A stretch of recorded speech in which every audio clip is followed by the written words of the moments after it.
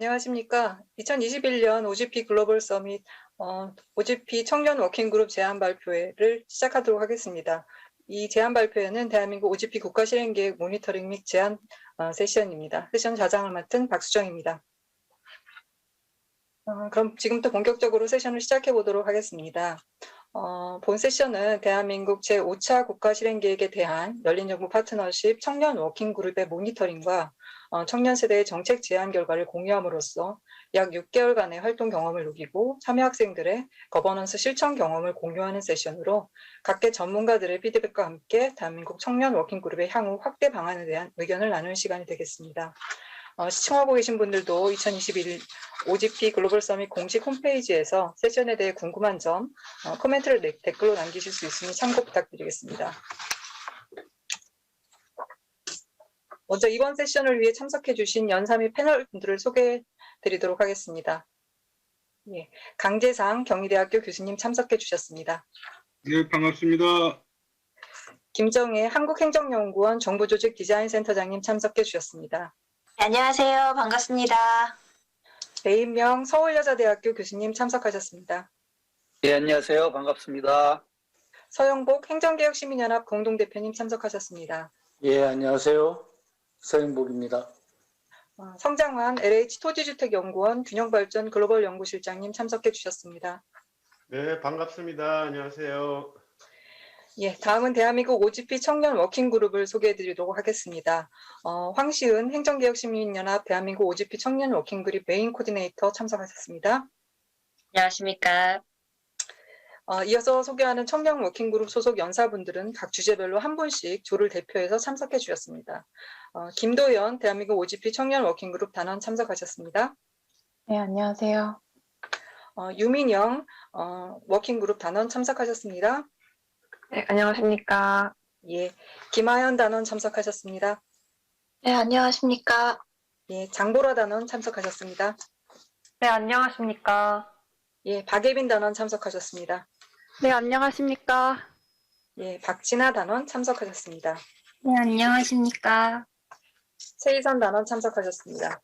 네, 안녕하십니까. 자, 그럼 환영의 박수는 함께 몰아서 함께 해주시죠. 반갑습니다. 그럼 먼저 지역구 청년 정책 컨퍼런스 지역구별 청년 세대가 직접 제안하는 청년 정책에 대해 김도연 대한민국 OGP 청년 워킹그룹 단원의 발표가 있겠습니다. 김도연 단원은 2021년 OGP 대한민국 청년 워킹그룹의 일원으로서 사회적 참여, 가치 이런 것들에 관심을 가지고 있습니다. 각 지역구에서 청년들이 사회 문제에 대하여 논의하고 청년 문제 해결 방안을 직접 할 수 있는 기회를 확대하고자 지역구 청년 정책 컨퍼런스 정책을 제안합니다. 그럼 발표 시작해 주시기 바랍니다. 네, 안녕하십니까. OGP 행정현장학교에서 1조 발표를 담당할 김도연입니다. 저희 조가 소개할 정책 제안의 명칭은 지역구 청년 정책 컨퍼런스입니다. 목차는 다음과 같고 이해 순서대로 소개해드리겠습니다. 1조의 정식 과제명은 지역구 청년 정책 컨퍼런스입니다. 이는 각 지역구별 청년 세대가 직접 제안하는 청년 정책입니다. 기존에 다양한 청년 네트워크가 이미 존재하지만 지역구 청년 정책 컨퍼런스는 지역구의 공식 활동이라는 차원에서 차별점이 있다고 봅니다. 지역구와 협업하여 청년 정책 컨퍼런스를 지역구 활동으로 공식화한다면 그 지역 내의 청년들의 참여를 유도하고 지역 내의 문제에 대해서 청년들이 다양한 의견을 주고받을 수 있을 것입니다. 다음으로 제안 배경에 대해서 간략히 설명드리겠습니다. 먼저 지역마다 청년 세대가 겪는 문제와 관련하여 정책이 모두 다르다는 점에 주목하였습니다. 이에 따라 저희는 지역구 단위로 청년들이 모여 그 지역 내의 청년 문제에 초점을 맞추고 정책을 논의할 필요성을 느꼈습니다. 둘째, 해외 사례와 비교하였을 때 한국에서 청년층이 정치에 관심을 갖도록 하는 사회적 장치가 부족함을 인지하였습니다. 마지막으로 위의 두 가지를 종합하여 정책의 효과성을 높이고자 합니다. 청년층의 정치 참여를 유도하고 지역구 발전을 동시에 이루기 위해서 지역구 청년 정책 컨퍼런스를 제안하고자 합니다. 이제 구체적으로 제안 내용에 대해서 설명하겠습니다. 먼저 매년 초에 한 번씩 지역구 내에 청년을 모집하고 모집한 컨퍼런스 청년 참여자들이 활발하게 정책을 의논할 수 있도록 컨퍼런스장을 상반기에 2번, 하반기에 2번 개최합니다. 이 컨퍼런스장에서 청년은 전문가를 포함한 외부 참여 인력과 함께 정책이 실현 가능한 방향으로 토의합니다. 활동이 종료되면 이를 인증할 수 있도록 수료증을 부여하고 지자체 누리집에 활동 결과를 게시합니다. 저희는 정책의 효과성을 제고하기 위해서 크게 3가지 연계활동을 함께 하고자 합니다. 첫째, 청년 사이트 통합입니다. 이를 위해 국무총리 산하의 청년정책조정위원회 홈페이지에 여러 청년정책 사이트 바로가기를 추가하여 사이트 간 연결을 도모하고자 합니다. 둘째, 제안 내용을 바탕으로 기획된 활동을 지역구 홈페이지에 게시합니다. 각 지역구 홈페이지의 소통과 참여 메뉴창 아래 지역구 청년 컨퍼런스를 추가하여 각 구에서 활동을 공식화하고 청년들이 쉽게 모집 요강을 보고 지원할 수 있도록 합니다. 마지막으로 대학과의 연계활동으로 추가학점제 제도를 활용합니다. 추가학점제란 대학교의 정규학점제 외에 추가로 학점을 인정받을 수 있는 제도를 의미하는데요. 일반적으로 이는 각 대학에서 인증한 외부 활동 및 봉사활동에 대해서 제공합니다. 활동의 모집 연령은 19살부터 29살 청년으로 각 지역구 거주 주민 혹은 지역구 소재 대학 소속의 청년을 대상으로 합니다. 다음으로 외부 참여 인력에 대해서 말씀드리겠습니다. 외부 참여 인력은 크게 5가지로 나눠볼 수 있습니다. 지역구 국회의원 또는 보좌진, 청년 정책 담당 공무원, 민간 전문가, 구청장, 그리고 외부 청년 네트워크까지 합하여 총 5분류의 외부 인력과 함께 컨퍼런스를 진행하고자 합니다. 다음으로 인센티브 및 홍보 체계에 대해서 말씀드리겠습니다. 먼저 참여 유도에 대한 인센티브를 제공하는 것입니다.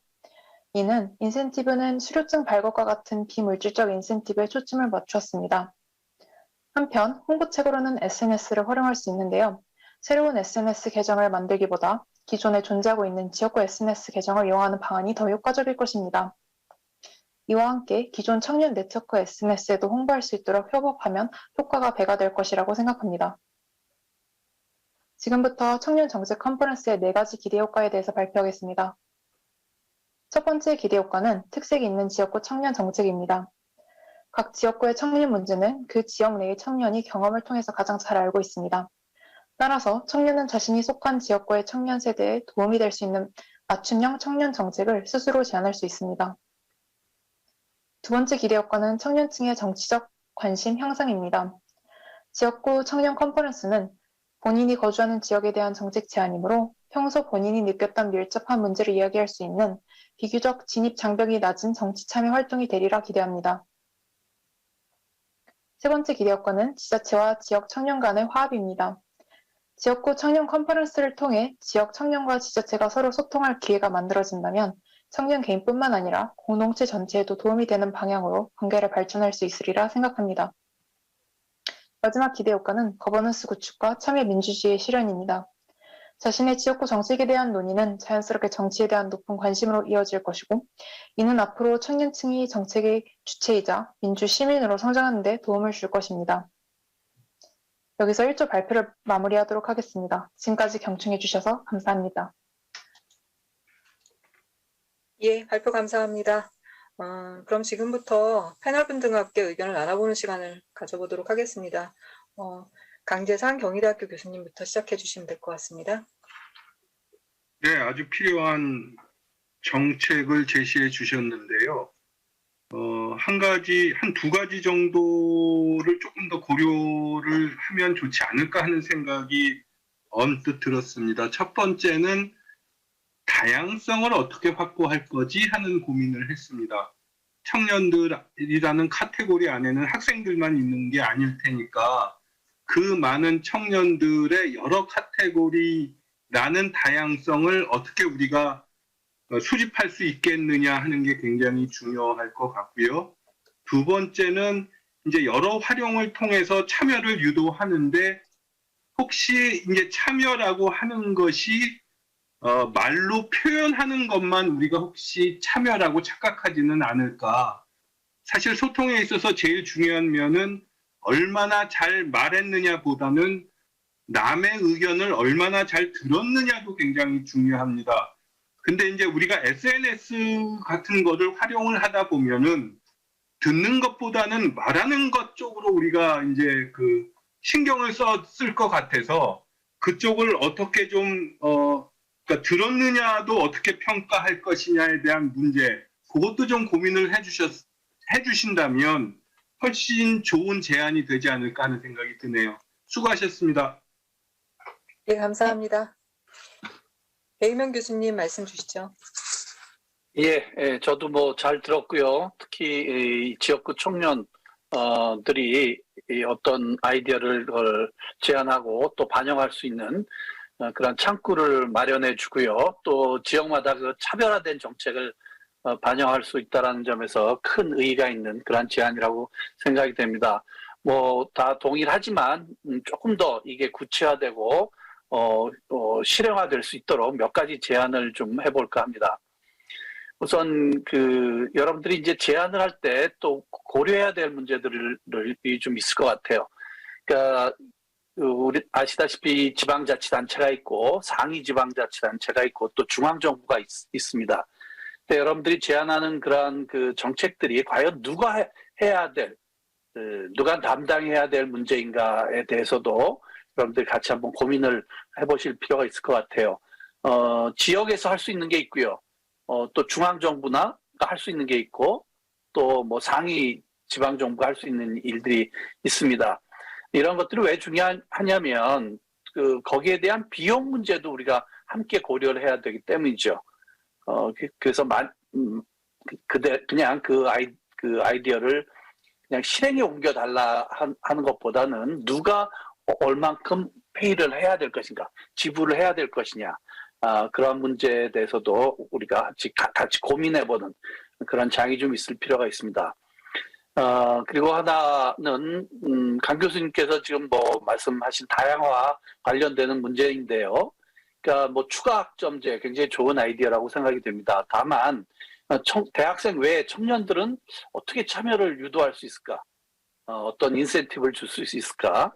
그런 문제에 대해서도 우리가 같이 고민하는 그런 어떤 보완책이 마련이 된다면 굉장히 큰 의의가 있는 그런 제안이라고 생각이 됩니다. 예, 많이 배웠습니다.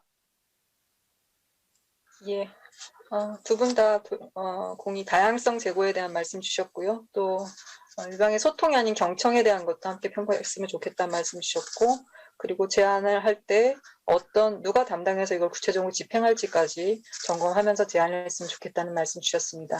어쨌든 청년의 지역적인 어떤 관점에서 과제를 내는 것에서 큰 의미가 있는 것 같고요. 그리고 지역구 거주 청년까지 포함하는 포괄적인 제안을 더 보완해 주시면 좋을 것 같습니다. 다음으로 공공데이터 제공 단계 중 심사 과정의 신뢰도 및 투명도 향상을 통한 심사 과정 보완 방법 제안에 대해 유민영 단원의 발표가 있겠습니다. 유민영 단원은 2021년 OGP 대한민국 청년 워킹그룹의 일원으로서 4차 산업혁명 시대에 발맞춰 공공데이터 분야에 관심을 갖고 4차 산업혁명위원회 교육에 참여했습니다. 공공데이터 제공 시에 심사 단계에 초점을 두어 민간 모니터링에 대한 구성을 제안하고자 합니다. 그럼 발표 시작해 주십시오. 안녕하세요. 저는 대한민국 열린정보 포럼 청년 워킹그룹 단원 유민영입니다. 저희 2조는 공공데이터 제공 단계 중 심사 과정의 신뢰도 및 투명도 향상을 통한 심사 과정 보완 방법을 제안하고자 합니다. 제안 발표는 제안 배경, 제안 내용, 기대 효과, 구축 사항, 향후 계획 순으로 진행하겠습니다. 먼저 제안 배경에 대해 말씀드리겠습니다. 첫 번째로 공공데이터 신청에 대한 심사 과정의 투명성 제고 필요입니다.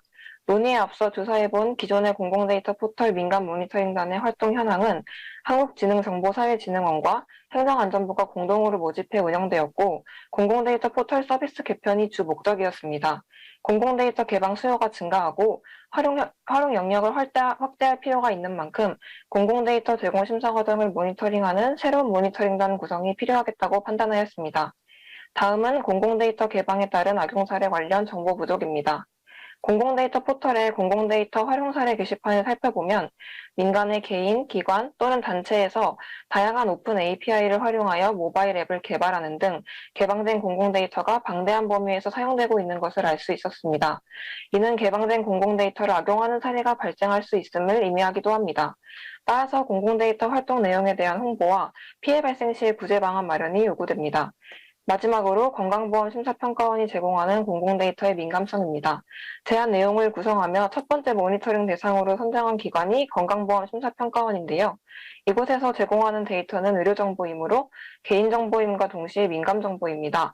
이와 같은 의료기관은 의료정보 보안에 힘써야 하며 공공데이터 제공 심사 과정에서 신뢰도를 확보할 필요가 있다고 판단하여 선정하게 되었습니다. 이러한 제안 배경을 바탕으로 민간 모니터링단을 구성해 제5차 열린정보 국가실행계획 중 주요 과제인 국민의 안전을 위한 데이터 개방, 국민과 함께하는 공공데이터 개방 및 활용에 기여하고자 하였습니다. 구체적인 제안 내용은 다음과 같습니다. 건강보험심사평가원 소속 민간 모니터링단 구성이 큰 틀인데요. 모니터링단의 구체적인 구성을 살펴보면 공공데이터 개방 포털 담당 부처와 민간단체가 주관하며 민간 모니터링단 50명과 관련 전문 코디네이터로 구성됩니다. 모니터링단 구성원으로는 공공데이터 처리 관련 전문가, 공공데이터 개방 정책의 수요자, 공공데이터 개방 및 제공에 관심이 있는 전국 대학생이 될 수 있습니다. 민간 모니터링단의 주요 활동은 다음과 같습니다. 첫째, 심사자료 공개 요청을 국회에 전달하는 역할입니다. 현재 건강보험심사평가원의 심사자료들은 국회를 통해 요청할 시에만 공개가 가능합니다. 그러나 공공데이터 신뢰도 제고를 위해서는 민간에서도 심사자료 열람이 가능해야 한다고 판단하였습니다. 따라서 모니터링단은 민간의 이러한 수요를 파악하여 국회에 심사자료 공개 수요를 전달하는 역할을 맡습니다. 둘째, 국민 공공데이터 이용 도우미 활동입니다.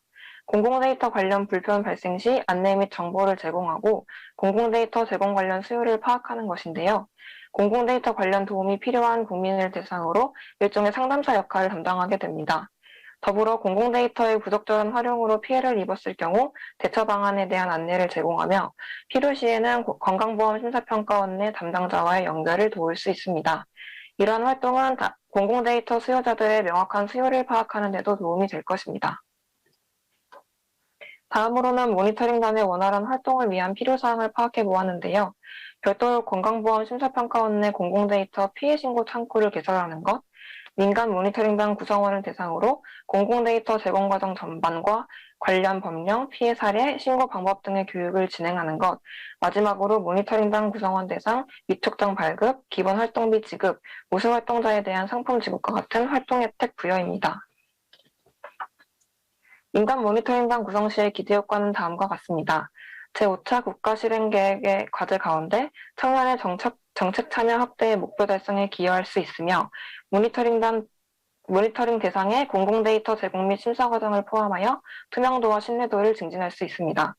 또한 향후 청년 모니터링단의 운영 취지, 방식 및 효과의 확산을 전망할 수 있으며 관련 정책 수요자의 만족도를 제고할 수 있을 것입니다. 하지만 반대로 고충사항도 존재하는데요. 모니터링 기관 선정에 있어 어려움이나 한계가 있을 수 있고 본 제안을 통한 모니터링단의 첫 시행에 있어서는 시범 운영이 될 것으로 예상됩니다. 또한 기관이 변경되는 과정에서 체계적인 모니터링단 교육이 이루어져야 할 것입니다. 마지막으로 민간 모니터링단의 향후 활동 계획입니다. 앞으로도 활동 분야의 명료화를 위해 건강보험심사평가원과 같이 하나의 기관을 선정하여 모니터링단 활동을 진행할 수 있으며 후에 활동 결과를 종합 수정하여 다음 모니터링단 구성 시 새롭게 선정된 기관에 맞게 모니터링을 진행할 수 있을 것입니다. 또한 기관의 관련 제도 개선과 활성화에도 도움을 줄 수 있을 것으로 예상합니다. 이것으로 제안 발표를 모두 마치겠습니다. 감사합니다. 예, 발표 감사합니다. 그럼 다시 패널 분들의 의견 들어볼까요? 김정혜 박사님 부탁드리겠습니다.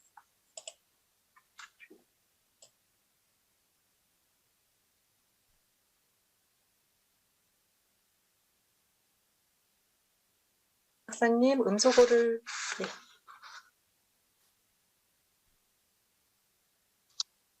네, 잘 들었습니다, 발표. 예전에 제가 약간 그 중간에 조금 코멘트하고 했을 때보다 훨씬 더 발전된 모습을 보여주신 것 같아가지고 굉장히 칭찬드리고 싶고요. 공공 데이터 관련한 악용 사례라든지 이런 것들을 모니터링하는 부분은 굉장히 중요한 일이라고 생각을 합니다. 근데 뭐 조금 잘했지만 그래도 조금 제안을 좀 드린다면 예를 들면 이제 그 건강보험공단 소속의 그 모니터링단이 국회에 그 모니터링 내용을 한다라는 역할까지만 지금 나와 있는데요. 그럼 국회가 그 모니터링된 그 신고된 내용들을 어떻게 처리해서 다시 심의회로 갈 것인가라는 그 세부적인 절차에 대한 그 고려나 검토가 있었으면 더 좀 좋지 않을까. 그냥 가안이라도 이런 절차를 통해서 국회에서 어떤 의견을 좀 선정해가지고 다시 심의회로 보낸다라든지 이런 것들이 좀 있었으면 좋겠다라는 생각을 했고요. 그 다음에 마지막에 이렇게 그 심사평가원의 그 사례를 이용해서 외부로 혁신의 내용을 확산시킨다라는 것까지 그렇게 잘 그 기승전 결까지 잘 완료를 잘 해주셔서 많이 저도 배우고 또 그동안 고생 많으셨다라고 말씀드리고 싶습니다. 감사합니다. 네, 감사합니다. 성정환 연구실장님 말씀 주시면 좋겠습니다. 네, 발표 잘 들었습니다. 일단 뭐 발표 내용 아주 체계적으로 정리가 잘 된 것 같고요. 사실 우리가 지금 뭐 4차 산업 운운하지만 사실 공공 데이터는 4차 산업 전부터도 꾸준히 쌓여왔던 것 같아요. 공공 부분에서는 뭐 데이터를 쌓으려고 한 게 아니라 공공성 어떤 정치나 행정을 하기 위해서는 어쩔 수 없이 쌓이는 그런 자료들이 있는데 문제는 여기서 제시한 것처럼 결국 얼마나 개방하고 얼마나 활용하느냐 일반 우리 국민들이 시민들이 얼마나 활용하느냐의 문제였던 것 같은데 우리 알다시피 그 훈민정음도 우리가 참 자랑스러워하는 한글도 초창기에 양반들이 사대부들이 반대한 거는 국민들이 그 정보를 많이 아는 게 과연 덕이 되느냐 나라에 해가 되느냐 그런 논란이었잖아요. 사실 그래서 이걸 얼마나 개방하고 얼마나 제공하는가의 문제가 사실 데이터를 구축하는 것보다 더 힘든 문제인데 그래도 나름대로의 그런 구축 개방하는 방안을 모니터링 요원을 어떻게 구성해서 하겠다는 것에 대해서 좀 체계적으로 설명은 된 것 같습니다. 요는 결국 그 필요성과 폐해 중에 어디가 덜 클 것인가 그래서 어디까지는 개방을 해도 되지만 어디까지는 안 해도 되는 것인가 하는 부분에 대해서 모니터링 요원들이 좀 잘 판단해 주는 데 있어서 조금 그런 개방에 좀 앞장서자는 얘기인데 그런 부분이 소위 정보를 가진 자들 공공입장에서 가지고 있는 자들 입장에서는 그 필요성보다는 폐해를 더 두려워하다 보니까 그게 용기가 잘 안 나는 경우도 굉장히 많은 것 같습니다. 그런 측면에서는 모니터링을 하는 게 굉장히 이제 중요한 부분이 되겠죠. 다만 이제 공감을 얻기 위해서는 결국은 모니터링 요원들을 잘 구축하고 그다음에 이제 그 사람들의 어떤 시각이 어느 정도까지는 일반적인 전문성을 확보하고 있다는 그런 공감도 얻어야 되는 부분입니다. 그래서 교육을 하겠다는 그런 안도 제시를 했는데 교육하는 것도 중요하겠지만은 또 어떤 분야에 어떤 그 모니터링 할 수 있는 사람들이 있는가를 잘 파악을 해보고 그래서 각계각층의 모니터링 요원들이 이렇게 있구나 하는 부분도 잘 챙겨서 이런 식으로 모니터 요원들을 구축하면 좋겠다 하는 안도 한번 나가보면 그거는 조금 더 욕심이겠죠. 다음번에 그런 것도 한번 연구해보면 더 좋겠다 이런 생각을 한번 해봤습니다. 예, 잘 들었습니다. 예, 감사합니다. 모니터링 이후에 세부적인 절차, 시스템에 대한 설계까지도 해줬으면 좋겠다라는 간단한 내용을 해주셨으면 좋겠다는 말씀과 그리고 모니터단의 역량 그리고 다양성에 대한 말씀 주셨습니다. 사실은 이 모든 과제들을 제안하는 데 있어서 단원들이 과제를 내고 이것들에 대한 멘토링을 하고 교육을 하고 또 서면으로 또 멘토링을 하고 여러 번 멘토링을 거쳤습니다. 여기 참여하고 계신 패널분들께서 이 과정에 함께 해주신 분들입니다. 그래서 애정도 있고 또 여러 가지 제언들을 더 해주시는 거라고 보고 있습니다. 자, 그럼 다음 국민참여예산제도 개선 및 확대에 대해서 김하연 단원의 발표가 있겠습니다.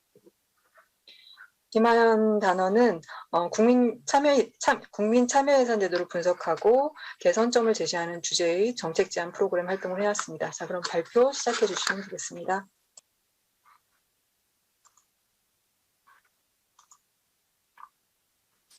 네, 안녕하십니까. OGP 글로벌 서밋 국민참여예산제도 개선 및 확대를 주제로 발표를 맡은 OGP 5조 소속 김하연입니다. 발표 순서는 필요성 및 현황, 지역 사례 4가지의 해결 방안 제안 순입니다. 필요성과 현황입니다. 저희는 크게 3가지의 필요성을 도출하였습니다. 사회적 약자 계층의 실질적인 참여와 참여 민주주의의 실현, 정책 결정의 정당성 부족 문제입니다. 주민참여예산위원 선정 시 지역, 성별, 연령, 사회적 약자 계층을 포함하도록 되어 있지만 실질적인 운영에 반영되지 않고 있었습니다. 또한 다양한 계층의 의견을 들어 지역 발표를 목표로 하기 위해 보완적 장치가 필요하다는 생각이 들었습니다. 거버넌스 협치를 통한 새로운 사회 발전 패러다임과 기존의 대의적 민주주의의 단점을 타파하고자 하였습니다. 주민참여예산제도의 위원 선정 방식은 지역에 따라 상이합니다. 공개 모집 방식의 경우 선정된 위원 중 시민단체, 자영업 등 특정 계층과 60대 이상 고연령층의 참여가 상대적으로 높은 것을 확인하였습니다. 주민참여예산제도의 홍보입니다. 주민참여예산에 대한 유입 경로는 엠보팅 자체 블로그보다는 구청에서 운영하는 블로그에서의 유입이 많았습니다. 또한 맘카페, 부동산 카페 등 지역 환경 조성에 관심이 많은 층이 참여를 하고 있는 것을 확인하였습니다. 그리고 여러 주민참여예산제도 중 대표적으로 가장 잘 되어 있는 서울시 홈페이지를 확인해 보았습니다. 서울시의 경우 정책에 참여하고자 하는 사람들을 대상으로 사진과 가이드라인을 제공하고 있었습니다. 이는 전 연령층의 참여를 위한 지침을 제공하고 있다고 볼 수 있습니다. 그리고 시민들의 자체 투표를 통해 의견 공유가 활성화되어 있는 모습입니다. 정책 실행에 있어서도 여론이나 현재 관심사를 알아볼 수 있는 지표로 작용할 수 있습니다. 엠보팅의 홍보입니다. 엠보팅 제도의 SNS 홍보는 미미한 것으로 확인하였습니다. 청년 정책과 같이 청년 관심사 SNS에서 일부 정책 투표를 업로드하고 있습니다만 이러한 계정을 하나로 통합할 필요가 있는지 아니면 여러 곳에서 운영하게 하는 것이 효과가 있을지 저희 팀에서 충분한 논의가 이루어졌습니다. 앱 사용 현황은 홈페이지보다 미미한 것으로 보입니다. 최근 이용 후기가 없고 앱의 시스템 오류가 많이 발생하고 있는 것으로 확인하였습니다. 따라서 절차 간소화가 필요하고 쉬운 접근성을 제공하여 전 연령층의 참여를 유도하는 것이 바람직해 보입니다. 그리고 다른 지역과 구분되는 특징으로 지역 한정성을 가지고 있는 광주의 남구 엠보팅 앱입니다. 이는 서울시 엠보팅과 다르게 남구의 실거주자만 앱을 사용할 수 있도록 설계가 되어 있습니다. 따라서 서울시의 엠보팅 앱보다 참여율이 현저하게 적은 것을 확인하였는데 이와 같은 특징이 참여율을 저조하고 있는 원인으로 작용할 수 있다고 생각하였습니다. 따라서 저희는 해결 방안으로 온라인 참여 플랫폼 구축 및 개선을 예로 들었습니다. 농촌, 어촌, 산촌 지역의 노인 및 장애인 등 이동의 불편함으로 인해 직접 참여가 어려운 경우가 발생을 하고 있는데요. 따라서 다기능의 통합 온라인 플랫폼을 통한 접근 기회의 확대와 친근감을 상승시킬 수 있을 것으로 생각을 하였습니다. 자세하게 살펴보시면 홈페이지 및 엠보팅 어플 디자인과 내용을 개선하고 카카오톡, 네이버 등 시민들이 많이 활용하는 플랫폼을 연계합니다. 또한 사업 제안에서 투표까지 참여 가능한 통합 온라인 플랫폼을 목표로 하고 있고 주민 제안 진행 상황과 사업 선정 결과 등 알림 서비스가 제공을 하면 좋겠다 생각하였습니다. 그리고 두 번째로는 현장 참여의 유도입니다. 고령층 등 인터넷 및 모바일 활용이 곤란한 계층의 참여 유도를 위해서 직접 찾아가는 방안을 마련을 하였습니다. 이는 예시로 대전광역시 서구에서 이미 시행되고 있는 종에서 만나는 주민자치 첫걸음이라는 교육을 예로 들었습니다. 다양한 연령대 및 참여 상황을 고려하고 온라인, 오프라인 여러 시간대 병행이 수반되어야 하며 교육이 병행되어야 보다 전문성 있는 주민자치위원이 대표성을 가지고 활동할 수 있을 것이라 생각을 하였습니다. 세 번째로는 주민참여위원 계층의 명확, 구체적 반영 비율을 명시하는 것입니다. 대부분의 지방자치단체에서 주민참여예산위원 선정 시 다양한 계층을 근거하여 선정을 하지만 비율이 구체적으로 명시되어 있는 지방자치단체는 거의 없는 것으로 확인하였습니다. 따라서 서울시 주민참여예산 조례처럼 이러한 구체적 반영 비율을 명시하는 것이 필요하다고 생각을 하였습니다. 네 번째로는 홍보 방법 개선과 접근성 확대입니다. 전 연령층 참여를 우선시하기 위해서 서울특별시 앱과의 연계와 앱 홈페이지의 연계가 필요하다고 생각을 하였습니다. 배너에 엠보팅에서 투표로 선정된 정책을 소개하여 투표를 독려하고 알림 서비스란에 시민 참여 예산 제도 소식을 함께 추가하여 정보를 제공하는 것이 좋을 것이라 생각하였습니다. 또한 서울특별시 참여예산 사이트로 엠보팅 투표로 가기 전 참여 제한 사업의 목적과 소기 예산 목록을 보여주고 있는데 이러한 것들도 연결시켜서 함께 보여주는 것이 좋을 것이라 생각을 하였습니다.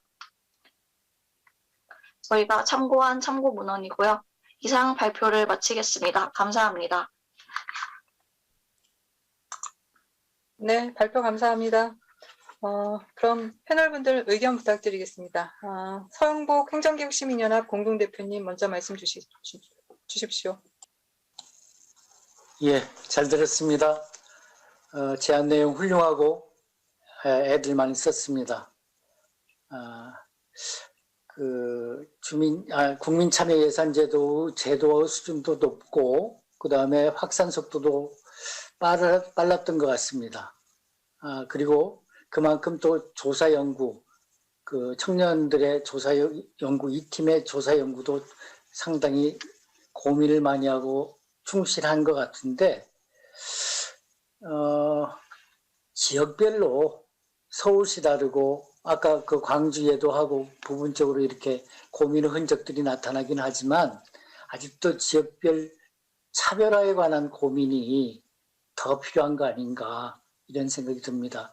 그래서 그 서울시는 엠보팅 잘 될 수 있는 곳이잖아요. 그러니까 그 다른 지역은 또 어떻게 할 것인가, 이런 지역적으로 차별화된 접근을 어떻게 할 것인가, 이것에 대한 고민, 이것에 대한 정보자료 축적, 이런 것들이 좀 더 있었으면 좋겠다는 생각이 듭니다. 아주 훌륭한 제안이었습니다. 고맙습니다.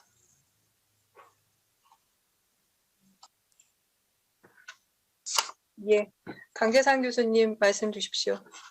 예, 서 대표님이 2분을 다 쓰셔야 되는데 1분 30초만 쓰셔갖고 어떡하나 하는 생각이 드네요.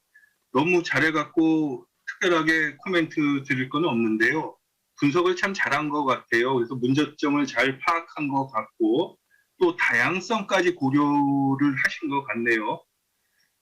근데 이제 빠진 게 꼭 집으라면은 빠진 게 저는 이렇게 그 참여 예산 제도를 통해서 얻은 결과가 뭔지를 한번 소개해 주는 것도 참 좋겠다 하는 생각이 들었습니다. 이러한 제도가 아니었다면 정부가 몰랐던 것이 국민이 참여함으로써 무엇이 변했는가 하는 것을 조금 더 보여주신다면 훨씬 더 많은 국민들이 자발적으로 참여할 수 있지 않을까 하는 생각을 했네요. 저는 뭐 2분 30초를 얘기해야 되는데 더 이상 드릴 말씀 없습니다. 아주 수고하셨습니다. 예, 감사합니다. 지역적으로 어떻게 차이가 있는데 이거에 대해서 어떻게 대안들을 좀 더 보완했으면 좋겠다는 말씀 주셨고요. 네, 좋은 말씀 주신 것 같습니다. 지금 그 온라인으로도 많은 분들이 참여하고 있으셔서요. 의견들 올려주시면 저희가 그거에 대해서 또 답도 드리는 시간이 있었으면 좋겠습니다. 워낙에 바쁘게 제안들을 발표해 나가야 되는 시간이라서요. 가능하면 시간들을 줄여나가면서 해보도록 하겠습니다. 그럼 다음으로 국민의 정책 결정 과정 참여 극대화를 위한 광화문 1번가 활성화에 대해서 장보라 단원의 발표가 있겠습니다. 장보라 단원은 시민연령 및 국민참여 강화 분야에 관련하여 광화문 1번가에 대한 홍보 활성화 방안을 제안합니다. 그럼 발표 시작해 주시기 바랍니다. 안녕하세요. 행정현장학교 자조 발표자 장보라입니다. 저희는 현재 정책 제안 플랫폼으로 활용되고 있는 광화문 1번가를 활성화할 방안을 제안하고자 합니다. 시간 관계상 목차는 간단히 살피고 넘어가도록 하겠습니다. 우선 주제 선정 이유에 대해 말씀드리자면 저희는 청년들의 정치 관심도에 주목했습니다. 화면의 표에 따르면 20대의 정치 관심도를 조사한 결과 관심이 별로 없다는 의견이 우세했습니다. 이에 저희는 청년들의 소극적인 정치 참여가 당사자성을 가지고 주목할 사회 문제 중 하나일 것이라고 생각하였습니다. 나아가 관련된 자료를 살폈을 때 제5차 국가실행계획 내 국민의 정책 결정 과정 참여에서 특히나 광화문 1번가의 연계, 활용이 언급됨을 확인할 수 있었습니다. 이에 광화문 1번가의 방향성을 제안하는 것에서 앞선 사회 문제를 해결할 여지가 있을 것이라고 생각하였습니다. 다만 어떠한 제안을 하기에 앞서 광화문 1번가의 기존 개선점을 파악하는 일은 필수적입니다. 이에 저희가 첫 번째로 발견한 문제는 홍보 부족입니다. 현 상황에서는 정책 제안 통로가 분산되어 있을 뿐더러 광화문 1번가에서 무엇을 할 수 있는지에 대한 홍보가 부족합니다. 애초에 정책 제안이라는 용어가 가질 수 있는 경직성에 근거하면 이는 시민들의 부담감을 가중하는 요인으로 작용할 수 있습니다. 앞 슬라이드의 내용을 조금 더 보충하자면 광화문 1번가 채널 유튜브 영상 조회수는 1,000회를 넘기기도 어려운 수준이며 영상 간 편차가 두드러지는 것으로 나타났습니다. 또 특히나 청년층에게 홍보가 부족하다는 점에 집중해보면 저희는 상대적으로 청년 참여가 활발했던 국민 생각함의 사례를 살필 수도 있었습니다. 유사 플랫폼인 국민 생각함은 대학생 정책 참여 프로그램 사례를 통해 다음과 같은 성과를 이루어내고 플랫폼을 홍보할 수도 있었습니다. 그렇다면 광화문 1번가에서는 어떤 방법을 통해 홍보를 활성화할 수 있을까요? 저희는 크게 4가지 방안을 모색하였습니다. 첫째, 20대, 30대가 가장 많이 사용하는 SNS가 인스타그램임을 고려하여 인스타그램을 계정을 개설하는 것입니다. 둘째, 광화문 1번가 사용자 등을 대상으로 하여 서포터즈 활동을 전개합니다. 셋째, 광화문 1번가의 어플의 꾸준한 관리 인력을 확보합니다. 이 부분은 다음 슬라이드에서 더욱 자세히 설명드리도록 하겠습니다. 그리고 넷째, 각종 NGO 단체, 교육부 등과 협업하는 것입니다. 다시 말해 현재 지속가능 개발 목표를 중심으로 한 세계시민교육이 일반적인 교육으로 자리 잡아가는 것처럼 국민의 정책 결정 과정 참여도 교육할 수 있도록 하는 것입니다. 포괄적인 거버넌스 체계를 구축함으로써 학생들, 학교 밖 청년 등을 포괄적인 대상자로 삼는다면 정책 제안에 대한 인식을 효과적으로 개선할 수 있을 것이라고 생각합니다. 앞서 세 번째 방안, 즉 어플의 꾸준한 관리 인력을 확보하자는 것의 내용을 보충하자면 인력은 특히나 정책 제안 루트를 원활히 제공하는 데 활용될 것입니다.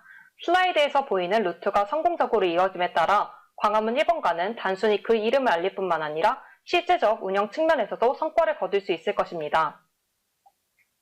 한편 앞서 홍보 부족 문제를 살펴보았다면 두 번째로는 차별성 부족 문제를 짚고자 합니다. 홍보 부족 문제와 결이 유사하나 모쪼록 타 플랫폼과의 비교를 통하여서는 광화문 1번가의 차별성 부족 문제도 살필 수 있습니다. 이에 광화문 1번가에는 단순 홍보 및 인력 증대와 더불어 나름의 특색을 살린 운영도 과제로 내포되어 있음을 말씀드리고 싶습니다. 그렇다면 광화문 1번가에는 어떤 방향성을 통해 차별성을 부여할 수 있을까요? 저희는 참여정책 사전알림제도의 홍보 및 정착화를 그 대안으로 제시했습니다. 사전알림제도란 특정 국민이 참여할 만한, 관심을 가질 만한 정책을 알려주는 것을 의미합니다. 이에 사전알림제도를 본의 정책을 선정한 뒤 이를 카피라이트 등을 통해 적정한 이들에게 노출되도록 하면 많은 이들이 정책 제안에 거부감 대신 흥미를 가질 수 있을 것입니다. 또 정책 제안뿐만 아니라 공감 버튼을 누르거나 댓글 토론 등이 가능하다는 점도 알린다면 정책 제안이 마냥 거창한 것이 아니라 누구나 참여할 수 있고 또 각자의 생각을 자유로이 표현하고 공부할 수 있는 장이라는 인식이 증대될 것입니다. 발표한 바에 따라 향후 계획은 다음과 같이 정리할 수 있습니다. 상반기에는 인스타그램 개설, 홍보 서포터즈 운영, 어플리케이션 관리 인력 확보 등을 통하여 1차적인 홍보에 주력하는 것을 제안합니다. 하반기에는 홍보에서 효과를 기반으로 국민의 정책 결정 과정 참여 교육과 더불어 해당 플랫폼의 차별성을 더할 사전알림제도의 홍보 및 정착화를 도모하고자 합니다. 또한 앞선 계획에 따라 저희가 기대하는 바는 크게 3가지입니다. 각 효과를 별개의 것으로만 볼 수 없다는 점에서 제안을 통하여서는 통합적인 발전이 이루어질 것이라고 예상합니다. 이제까지의 발표에 있어 참고한 자료는 다음과 같으며 이상으로 발표를 마치도록 하겠습니다. 감사합니다. 예, 발표 감사합니다. 자, 그러면은 우리 배인명 교수님 부터 말씀 주시겠습니다. 예, 발표 잘 들었습니다. 다 아시겠지만 이제 대의민주주의의 한계를 극복하기 위해서는 국민의 어떤 직접적인 이제 참여가 필요하고요. 이와 관련해서 아주 좋은 방안을 제시해 주신 것 같습니다. 광화문 1번가 홍보를 강화하고 또 청년들을 넘어서 국민들의 참여를 증대하기 위한 좋은 제안이라고 생각이 됩니다. 다 좋고 다 동의하지만 제 생각을 조금 더 보태볼까 합니다. 지금 발표 자료를 보면 홍보를 굉장히 강조를 하셨어요. 물론 홍보가 굉장히 중요합니다. 다만 이제 제도가 잘 운영이 된다면 즉 광화문 1번가가 정책 제안 그리고 정책의 반영에 아주 성공적으로 운영이 된다면 굳이 홍보를 하지 않더라도 이 광화문 1번가의 참여도는 굉장히 높아질 거라고 생각이 됩니다. 이와 관련해서도 여러 가지 제안을 해주셨지만 만약에 보완이 더 된다고 한다면 그 홍보 전략도 지금 이미 완성이 되어 있으니까 더욱더 성공할 수 있는 방안, 이 정책의 그 반영, 제안이 또 많이 이루어질 수 있는 그런 방안들을 좀 개발한다면 더욱 좋은 어떤 제안이 되지 않을까 그렇게 생각이 됩니다. 또 이제 광화문 1번가에 이제 초점을 맞추셔서 보셨는데요. 이제 또 향후 또 광화문 1번가라는 이름이 또 바뀔 수 있고 또 제도도 좀 바뀔 가능성도 없지 않아 있습니다. 그러한 측면에서 꼭 광화문 1번가가 아니더라도 다른 플랫폼이 된다 하더라도 거기 적용할 수 있는 어떤 일반적인 어떤 제안이 이루어진다면 더욱더 활용도가 높아지지 않을까 그렇게 생각이 됩니다. 그래서 광화문 1번가의 틀을 좀 벗어나서 좀 더 자유로운 제안이 좀 보완된다면 정말 큰 의미가 있는 그러한 제안이 되지 않을까 생각이 됩니다. 발표 잘 듣고 많이 배웠습니다. 고맙습니다. 네, 성정환 연구실장님 말씀 주십시오. 예, 잘 들었습니다. 광화문 1번가에 대해서 생각을 제가 사실은 많이 아는 전문가가 아니라서 오히려 얘기하기가 더 좋은 것 같습니다. 이게 홍보라는 게 자기가 아는 사람들은 정말 잘 알기 때문에 홍보의 필요성을 별로 못 느끼거든요. 그래서 잘 모르는 사람들은 오히려 왜 나는 모를까 이런 생각을 할 수 있다는 점이죠. 그래서 사실 대부분 우리 연구원도 그렇습니다. 보면 공무원들이 연구를 제안할 수 있는데 평생 가도 한번 모르고 제안 안 하고 정리를 하는 사람도 있는 반면에 한번 그 길을 알면은 매년 제안을 해야 되거든요. 이런 거 연구해 달라고. 마찬가지인 것 같아요. 그래서 그 길을 알게 하는 방법인데 광화문 1번가가 사실 우리가 일반적인 국민은 대부분 청와대에 올리는 거 다 알고 있잖아요. 여기 계신 분들. 근데 광화문 1번가는 아마 그 수에 비해서는 훨씬 적을 거라고 봅니다. 그럼 거기는 왜 그렇게 잘 알고 있을까? 대통령이 다 해줄 것 같아서 그럴까? 그래서 제가 생각해 보면 여기는 홍보도 중요하지만 단순한 논리인 것 같습니다. 일정 기간 동안에 몇십만 명 이상이 응원을 해주면은 그게 정말 결과를 다시 피드백을 받을 수 있는 그걸 주는 거죠. 그래서 광화문 1번가 제가 자세히는 잘 모르지만 그런 참여 과정에 참여할 수 있는 그런 시스템이라든지 이런 걸 개발하는 게 굉장히 중요할 것 같고, 그 다음에 그게 정책에 반영돼서 성공했을 때, 반영이 되고 그게 정책으로 만들어지거나 반영이 되었을 때 그게 광화문 1번가 표라는 그런 꼬리표를 달고 홍보가 되게끔 언론에 자주 노출되게끔 했을 때 그 국민들 생각할 때 이거 이렇게 하면 될 수 있겠구나 하는 법이 그걸 느끼게 해주면 좀 저절로 홍보가 되지 않을까 하고, 또 하나는 방법이 홍보가 너무 SNS 같은데 치중을 안 했으면 좋겠습니다. 이런 쪽에 사회적 약자들도 배려해서 사실 억울한 사람들은 그 사람들일 수도 있거든요. 그래서 그런 정책을 생각을 하는데 반영 못하는 사람이 SNS 안 통하고도 어떻게 광화문 1번가에 어떻게 참여할 수 있는 길을 열어주는 방법도 한번 고민을 해보면 더 좋겠다 이런 생각도 좀 했습니다. 잘 들었습니다. 예, 감사합니다. 딱 시간을 맞춰주셨습니다. 다음으로 정책 평가 과정에서의 국민 참여 확대에 대해서 박예빈 단원의 발표가 있겠습니다. 박예빈 단원은 학내에서 베리어 프리맵 제작을 진행하면서 이해관계자 의견 수렴의 중요성을 절실하게 느꼈다고 합니다. 정책평가 절차 개선에 관심을 가지고 우리 청년 워킹그룹의 일원으로서 국민평가단 현장 참관과 광화문 1번가를 모니터링하였습니다. 그럼 발표 시작해 주십시오. 네, 안녕하십니까. 정책평가 과정에서의 국민참여 확대 제안 발표자 박예빈입니다. 발표는 제안 배경, 제안 내용, 기대 효과 순으로 진행하겠습니다. 좋은 정책이 만들어지고 시행되기 위해서는 국민의 상황과 의견이 잘 반영되어야 합니다. 정책 평가를 통해 이를 점검할 수 있으며 국민의 상황과 의견을 가장 잘 아는 것은 국민 자신일 것입니다. 따라서 정책 평가 과정에서의 국민 참여는 매우 중요합니다. 현재 대한민국에서는 국민평가단을 중심으로 국민참여 정책평가가 이루어지며 그 일반적인 프로세스를 살펴보면 다음과 같습니다. 먼저 정부가 다양한 정보 대표 포털을 통해 특정 정책들에 대한 국민평가단을 모집하고 국민평가단은 정책에 대한 발표를 듣고 평가를 진행합니다. 그러나 국민평가단 운영 프로세스에는 다음과 같은 문제점이 있습니다. 첫째, 평가할 정책을 정부가 일방적으로 정하며 주로 우수한 면에 대해 다루므로 국민이 평가하고자 하는 정책을 제대로 평가하기 어렵습니다. 둘째, 국민평가단 모집 공고가 여러 플랫폼에 흩어져 있고 자세한 설명이 없어 정보를 얻거나 국민의 참여를 유인하는 것이 어렵습니다. 셋째, 평가 방법에 대한 사전 안내와 평가 시간이 부족합니다. 충분히 생각하고 평가에 참여할 수 없고 평가의 질이 떨어질 수 있습니다. 넷째, 현장 평가 위주로 진행되어 온라인으로만 참여 가능한 국민은 상대적으로 소외될 수 있습니다. 다섯째, 평가가 끝난 후 평가의 완료 과정과 반영 여부를 확인하기 어렵습니다. 저희는 이런 문제점을 개선하기 위한 방안을 제안합니다. 저희의 제안은 광화문 1번가 국민참여 온라인 플랫폼에 기반하고 있습니다. 앞선 발표자 분께서 이미 소개를 좀 해주셨지만 저도 간단히 소개하자면 광화문 1번가는 국민이 직접 참여하는 양방향 소통 창구입니다. 제5차 열린정부 국가실행계획 안에서도 다양한 국민 참여 플랫폼을 광화문 1번가에 통합시킬 필요성을 얘기하고 있습니다. 따라서 국민 참여 활동의 일환인 국민평가단 운영 프로세스를 개선하기 위해 저희도 역시 광화문 1번가를 기반으로 이하의 5가지 방안을 제안합니다. 첫 번째는 국민평가 신청제입니다. 광화문 1번가 홈페이지를 통해 국민이 직접 원하는 정책의 평가를 신청하고 정해진 기간 동안 기준 이상 다른 국민의 공감을 기준 이상 받은 경우 관련 부처에서 국민평가를 추진하는 것입니다. 두 번째 제안은 국민평가 예고제입니다. 모든 국민평가단 모집과 활동 일정을 주기별로 미리 공지하는 것입니다.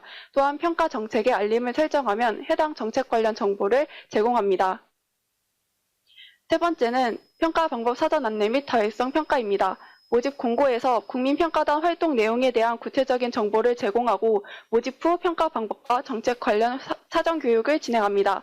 평가 단계에서는 충분한 평가 시간과 질의응답 시간을 확보하며 모든 발표가 끝난 후 다시 한번 모든 정책에 대한 자신의 평가를 확인하고 수정할 수 있도록 다율성 평가를 실시합니다.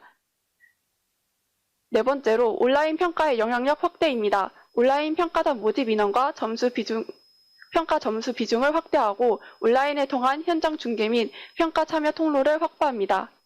마지막은 사후 알림 제도입니다. 광화문 1번가에서 평가가 끝난 정책의 사후 알림을 신청하면 해당 정책의 개선 단계나 반영 상황 등의 구체적인 정보를 제공하는 것입니다. 본 제안으로 기대할 수 있는 효과입니다. 평가 정책 선정에 국민이 직접 참여하므로 국민의 다양한 의견을 수렴하고 평가의 정당성과 활용도를 높일 수 있습니다.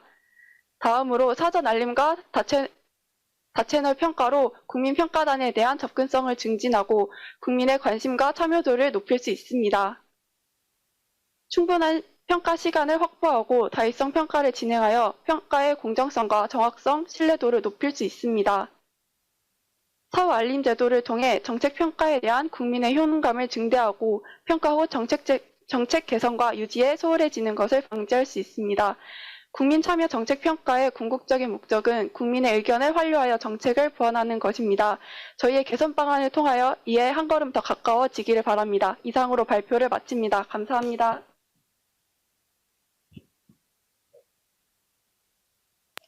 예, 감사합니다. 바로 어제죠.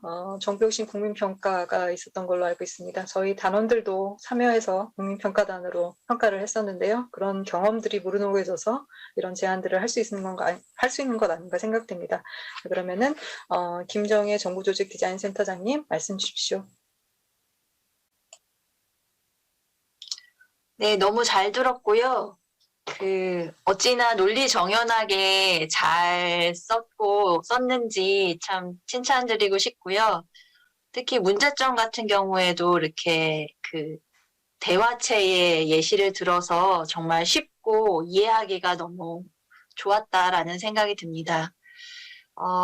사실은 부처가 스스로 이렇게 내놓고 싶어 하는 과제, 스스로 애써서 하는 과제랑 국민이 관심을 가지고 있는 정책은 사실 괴리가 될 수가 있을 것 같습니다. 그래서 국민 중심으로 관심이 높은 정책에 대해서 선택해서 그 정책을 평가한다라는 아이디어가 굉장히 좋은 것 같고요. 다만 이제 이렇게 되면은 관료들의 저항이 조금 있겠다라는 생각은 들지만 어쨌든 시민의 요구나 이런 것들에 대해서 대응을 해야 되는 것이 또 관료나 공무원들의 의무이기 때문에 관료 조직의 대응성을 높이는데 굉장히 촉진제 역할을 할 수 있겠다라는 생각을 했고요. 그다음에 다회성 평가라든지 평가 예고제, 알림이 서비스, 채널 확대 이런 다양한 다각적인 수단에 대한 얘기까지 그런 검토까지 잘 마련돼 있다라는 그런 생각이 들었고 정말 잘 준비된 PPT가 아닌가라는 생각을 해봤고요. 그다음에 광화문 1번가가 좀 지속될지 안 될지는 잘 모르겠지만 아무래도 광화문 1번가 이름이 다 바뀌어서 다른 플랫폼도 지속될 가능성이 많다라고 생각을 합니다.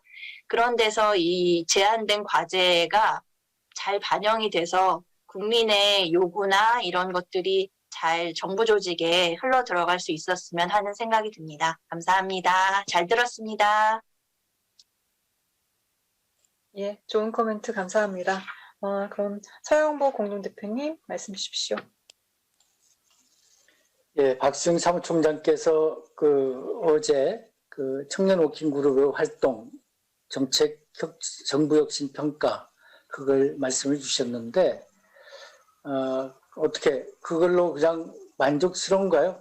느낀 것도 많고 그러겠지만 그리고 이 팀하고 또 관련이 없을 수도 있겠는데 아까 문제점 지적 5개 가운데 사전교육을 강조해 주시는데 저도 필요성, 보안, 과제 이런 것에 조금 중점을 둬서 다시 한번 강조를 하고 싶습니다. 그러니까 참여의 효능감도 높이고 혁신평가, 국민참여평가의 질도 높이고 그다음에 성과도 키우기 위해서는 정말 사전교육이 더 철저하게 이루어졌으면 좋겠다.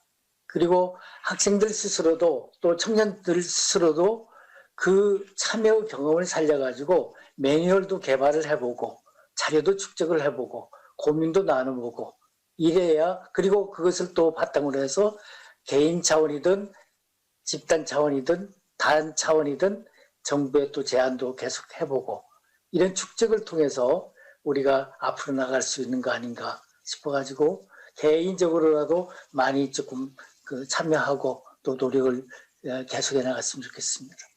잘 하셨습니다. 고맙습니다. 예, 감사합니다. 다음으로 일회용 컵 보증금제 정책 개선을 통한 재활용 활성화 및 시민의식 증대에 대해서 박진아 단원의 발표가 있겠습니다. 박진아 단원은 일회용 컵 보증금제 정책 개선을 통한 재활용 활성화 및 시민의식 증대 방안을 그간에 열심히 팀원들과 논의를 하면서 마련했는데요. 자, 그러면 발표 시작해 주십시오. 안녕하세요. OGP 행정현장학교 7조 발표자 박진아입니다. 본조는 일회용 컵 보증금제 정책 개선을 통하여 재활용을 활성화시키고 시민의식을 증대하기 위한 방안을 모색해 보았습니다.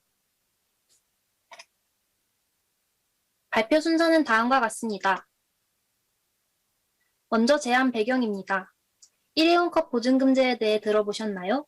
커피숍 등에서 일회용 컵으로 음료를 구매할 경우 소비자는 일정한 보증금이 더해진 가격으로 결제하게 되며 보증금은 일회용 컵을 매장에 반납한 후에 환급받을 수 있는 제도입니다. 해당 정책은 폐지 후 19년 만인 2022년 6월부터 재시행될 예정입니다. 2020년 행정안전부의 제5차 열린정부 국가실행계획에서는 국민의 참여의 필요성을 담은 다양한 아이디어가 포함되어 있었습니다. 저희는 이에 더해 국민의 생활과 직접적으로 연결되어 있고 참여가 절실히 필요한 분야인 환경 분야에서 적극적으로 개선할 점을 제시하고자 합니다. 최근 일회용품 배출량이 폭발적으로 증가하고 있습니다. 특히 코로나19와 맞물려 포장음식 소비가 급증하면서 플라스틱 배출량과 그 증가 속도가 심각한 상황입니다. 일회용 컵 보증금제는 이미 2003년에 시행되었으나 정책 실효성 문제로 폐지된 후 최근 심각해진 플라스틱 배출량을 해결하기 위해 부활했습니다. 저희는 해당 정책이 과거에 실패했던 원인을 분석하여 다시 성공적으로 정착하기 위한 아이디어를 고안하였습니다. 2003년에 일회용 컵 보증금제 정책이 실패했던 주된 원인은 절반에도 못 미치는 회수율과 법적 근거 미흡 등이 있었습니다. 2020년에 해당 개정안이 의결되면서 법적 근거는 충족하게 되었지만 충분한 회수율이 확보될지에 대해선 미지수입니다. 저희는 이에 국민 참여 향상을 도모하기 위한 방안으로 제로페이를 이용한 보증금 환급 운영과 정책 적용 대상의 확대를 위한 다양한 혜택 제시를 고안해 보았습니다. 제로페이란 소비자가 매장 QR코드로 결제하면 소비자의 계좌에서 가맹점의 계좌로 이체되는 결제 방식으로 가맹점의 수수료 부담을 줄여주는 소상공인 모바일 간편 결제 서비스입니다. 제로페이의 강점으로는 첫째, 제로페이는 현재 정책 결정은 중앙정부, 집행은 지자체, 운영은 민간 법인인 한국간편결제진흥원이 담당하고 있는 민관협력 서비스이며 전국적으로 널리 사용되고 있다는 점입니다. 둘째, 제로페이 이용 시 소비자와 소상공인에게 다양한 혜택을 제공하며 유인책을 제시하고 있습니다.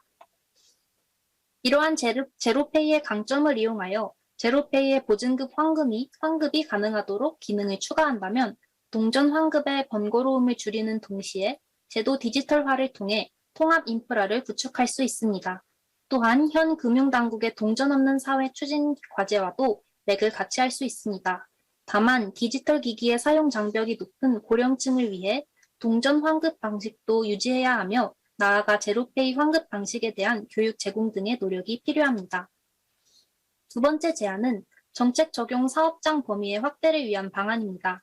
일회용 컵 보증금제 도입 계획에 명시된 정책 대상 사업자는 규모가 큰 매장이거나 그 외에 참여를 희망하는 사업자로 한정되어 있습니다. 저희는 정책 대상 매장의 범위를 확대를 위해 현 범위에 포함되지 않는 더 많은 매장이 정책에 자발적으로 참여할 수 있도록 하는 유인책을 제안하고자 합니다. 소상공인 사업자에게는 보증금 책정으로 인해 상품의 가격 경쟁률이 떨어질 수 있음을 고려해야 합니다. 이에 환경부와 지자체가 연계하여 식기 세척기나 매장 내에 머그컵을 지원한다면 소상공인의 참여 증대를 기대할 수 있을 것입니다. 마지막으로 본 제안이 수용되었을 때의 기대 효과를 알아보겠습니다. 우선 해당 정책이 성공적으로 도입된다면 일회용 컵 회수율의 증가를 기대할 수 있습니다. 다음으로 제로페이를 통한 보증금 환급 방식의 디지털화로 통합 인프라가 구축될 수 있습니다. 일회용 컵 회수율과 현황에 대한 데이터를 수집하고 관리하여 지속적인 정책 개선이 가능합니다. 셋째, 민관협력 거버넌스의 발전을 기대할 수 있습니다. 넷째, 소비자 그리고 가맹점의 일회용 컵 보증금제 참여 확산을 유도하여 정책 실효성을 증가시킬 수 있습니다. 국민의 다양한 의견을 수렴하면 정책을 빠르게 보완할 수 있어 효율성과 신뢰성도 확보할 수 있습니다. 마지막으로 많은 국민이 정책에 참여하게 된다면 정책의 성공적인 목표 달성을 기대할 수 있고 궁극적으로 국민의 환경의식 증대를 기대할 수 있을 것입니다. 이상 발표를 마치겠습니다. 들어주셔서 감사합니다. 예, 감사합니다. 발표 감사합니다. 자, 그럼 패널분들 의견 주시면 좋겠습니다. 강재상 교수님 먼저 부탁드리겠습니다. 네, 아주 깔끔하게 정리를 해 주셔서요. 또 드릴 말씀은 별로 없습니다. 접근이 굉장히 쉬웠던 것 같고요. 정리가 굉장히 잘 돼 있고요. 정책에 있어서의 참여의 중요성을 다시 한번 강조해 줄 수 있는 프로젝트가 아닌가 하는 생각이 듭니다. 또 한편으로는 정부가 이러한 정책을 만들었을 때는 주로 국민들, 사용자한테만 모든 짐을 맡겼었는데 우리 청년들은 사용자뿐만이 아니라 공급자 입장에서도 접근을 했다는데 굉장히 큰 박수를 보내고 싶습니다. 아주 어렵지 않은 주제를 쉽게 선정한 것도 굉장히 잘 했고요. 이를 굉장히 쉽게 풀어간 것도 굉장히 잘했다고 칭찬해 드리고 싶습니다. 수고하셨습니다. 예, 좋은 말씀 감사합니다. 배인명 교수님 말씀 주시죠. 예, 이번에는 강 교수님이 시간을 남기셨네요. 예. 저도 잘 들었고요. 저는 어려운 주제를 참 쉽게 잘 푸셨다라고 말씀드리고 싶습니다. 오늘 7개 주제가 발표되고 있나요? 그 중에서 이제 환경 문제를 다루는 것은 유의를 하고요. 아시다시피 여러분들 세대 미래 사회에 있어서 가장 중요한 문제 중에 하나가 바로 환경 문제라고 생각이 됩니다. 이러한 환경 문제를 다루었다는 점에서 큰 의의가 있고요. 또한 일회용 컵 회수를 할 수 있는 아주 방안들을 아주 구체적으로 제시해 주셔서 이 환경 문제를 해결하는데 굉장히 큰 도움이 되는 그러한 제안이 아닌가 그렇게 생각이 됩니다. 강 교수님 말씀대로 아주 깔끔하게 정리를 잘 해주셔서 별로 첨언할 것은 없지만 또 제 생각이 조금 보태진다면 혹은 또 더 이상을 좀 바란다면 그것도 해내실 수 있을 거라고 생각이 돼서 한두 가지 말씀을 드려볼까 합니다. 지금 제로페이에만 그 보증금 환급 기능을 추가를 하신 것으로 나타납니다. 근데 그 외에 또 많은 다른 수단도 있지 않을까 그렇게 생각이 돼요. 요즘 제로페이 외에도 다양한 수단들이 개발되어 있고요. 또 그런 것들을 만들어낼 수도 있고요. 근데 기존에 있는 것들도 굉장히 많이 있습니다. 그런 수단에도 환급 기능이 추가된다면 더욱 효과적이지 않을까 그렇게 생각이 되네요. 물론 부작용도 있을 거라고 생각이 됩니다. 하지만 여러분들은 그 부작용을 또 극복할 수 있는 방안들도 함께 제시할 수 있을 거라고 생각이 됩니다. 또 이제 한 걸음 더 나아가서 일회용 컵 회수도 굉장히 좋지만 사실은 이제 한 걸음 더 나아가 본다면 일회용 컵 사용 억제를 위한 방안의 개발이 사실은 더욱더 환경 문제 해결에 더 큰 도움이 되지 않을까 그런 생각이 듭니다. 지금 본 주제와는 관련이 없지만 이제 여러분들이 지금까지 만드신 그러한 개발한 정책들을 보완하고 또 여러분들의 창의력 그리고 여러분들의 능력을 이제 더한다면 일회용 컵 회수 방안 외에도 또 일회용 컵을 사용을 억제하는 그런 방안들도 개발하는데 큰 문제가 없을 거라고 생각이 되고 또 굉장히 좋은 그러한 제안들을 해주실 거라고 믿습니다. 이번이 아니더라도 추후에 조금 더 관심을 가지시고 더욱더 이 문제에 좀 더 연구를 계속하시면 좋겠어요. 오늘 많이 배웠습니다. 예, 고맙습니다. 예, 감사합니다. 다음으로 내부고발자 보호법의 보완 방안에 대해서 최희선 단원의 발표가 있겠습니다. 발표 시작해 주시죠. 네. 안녕하십니까. 발표를 맡게 된 최희선입니다. 지금부터 공익신고자 보호에 대한 제안 방안을 발표하도록 하겠습니다. 먼저 제안 배경에 대한 간략한 소개 후 아이디어의 주요 내용과 향후 계획, 그리고 기대 효과를 제시하도록 하겠습니다. 우리나라는 올해 61점이라는 역대 최고 점수의 부패 인식 지수를 달성했습니다. 하지만 보통 70점대에 도달하여야 사회 전반적으로 투명한 상태로 평가된다는 점에서 우리나라의 청렴 지수는 여전히 낮습니다. 그렇기에 저희는 공익신고의 활성화를 통해 청렴 한국으로 나아가는 데 이바지하고자 본 아이디어를 제안하게 되었습니다. 다음으론 저희의 주요 4가지 아이디어에 대해 소개하겠습니다. 첫째, 공익신고 법안을 개선시킬 필요가 있습니다. 현재는 공익신고자가 신고서와 증거 등을 국민권익위원회나 수사기관과 같은 6개의 기관에 제출해야 합니다. 하지만 실제로 공익신고를 하는 사람들은 언론이나 시민단체를 통한 신고를 더 쉽게 이용하기 때문에 이를 공익신고 기관으로 추가적으로 지정할 필요가 있습니다. 다만 해당 기관이 갖는 실질적인 영향력은 없도록 하여 단순히 공익신고자의 편리성 증진을 위해 작동하도록 해야 할 것이며 이를 통해 보다 자유로운 신고를 가능하게 해야 합니다. 또한 공익신고자 보호법이 제정된 이후 공익신고율은 눈에 띄게 증가하였습니다. 그렇게 현행법상 마련되지 않은 공익신고자의 신분 색출 금지와 명예훼손 고발 금지에 대한 조항도 추가적으로 개정할 필요가 있습니다. 그렇다면 시민들이 신원 보호에 대한 안도감을 느끼고 공익신고율을 높이는 유의미한 효과를 창출할 것이라 기대합니다. 그리고 현재 권익위 홈페이지에 게시된 바에 의하면 보상금과 포상금의 지급 절차가 복잡하며 일정한 신청 기간이 지나면 보상을 받는 것이 불가능한 상황입니다. 따라서 보상을 받는 대상과 공익신고라고 인정되는 범위 자체를 넓힐 필요가 있습니다. 두 번째로 공익신고 어플을 신설할 필요가 있습니다. 2013년에 공식 어플을 개설한 바 있지만 사실상 그 효과는 미미했으며 현재는 사라진 상태입니다. 그렇기에 질병관리청의 선례를 따라 어플을 신설하여 국민 누구나 실시간으로 공익신고를 하고 그 처리 과정을 열람할 수 있는 서비스를 제공하여야 합니다. 뿐만 아니라 상담이나 보호신청이란 새로운 범주를 만들어 공익신고의 활성화를 이끌어야 합니다. 세 번째로는 청년 참여의 기회를 확대하여야 합니다. 기존의 징계위원회의 역할을 강화하고 그 내부 조직으로 청년단체나 청년감시단 등을 종책하게 된다면 조직의 내부 감사 기능뿐만 아니라 청년이 겪는 다양한 비리를 색출할 수 있을 것입니다. 또한 권익위 산하에 청년 서포터즈를 조직하여 신설 어플을 홍보하거나 다양한 포럼 행사를 통한다면 공익신고에 대한 다각도의 해결책을 마련할 수 있을 것이라 기대합니다. 마지막으로는 교육 프로그램의 증설을 통해 공익신고의 구체적인 절차나 효과적인 증거 수집 방법 등에 대해 교육을 실시할 필요가 있습니다.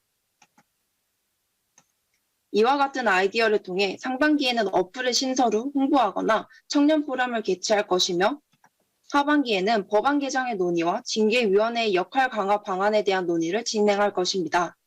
또한 징계위원회와 국권의 산하에 청년 서포터즈를 조직하여 공익신고의 활성화를 위해 노력할 것입니다.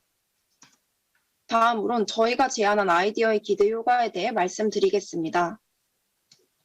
먼저 공익신고 기간을 추가적으로 지정함으로써 공익신고에 대한 접근성을 넓힐 수 있을 것입니다. 또한 법안 개정을 통해 공익신고자에 대한 보호와 보상 범위를 폭넓게 확장시켜 결과적으로는 공익신고를 활성화시키는 방안으로 작용할 것입니다. 또한 다양한 청년 참여 프로그램을 새롭게 도입함으로써 공익신고의 범위를 확대시키고 청년의 목소리를 귀담아 들을 수 있는 기회가 될 것이라 생각합니다. 그렇다면 다양한 부패 행위를 밝히는 데 공익신고가 핵심적인 역할을 수행하고 공익신고에 대한 보호를 통해 보다 청렴한 한국 사회로 나아갈 수 있을 것이라 기대합니다. 이상으로 공익신고자 보호에 대한 아이디어 제안 발표를 마치겠습니다. 감사합니다. 예, 감사합니다. 내용 중에 국가권익위원회라고 써 있는데요. 아니, 국민권익위원회인데 아마 이게 급하게 저희 친구들이 PPT 자료를 만들면서 약간 오타가 있었던 것 같습니다. 자, 그럼 패널 분들 말씀 주시겠습니다. 우리 성장환 연구실장님 먼저 말씀 주십시오.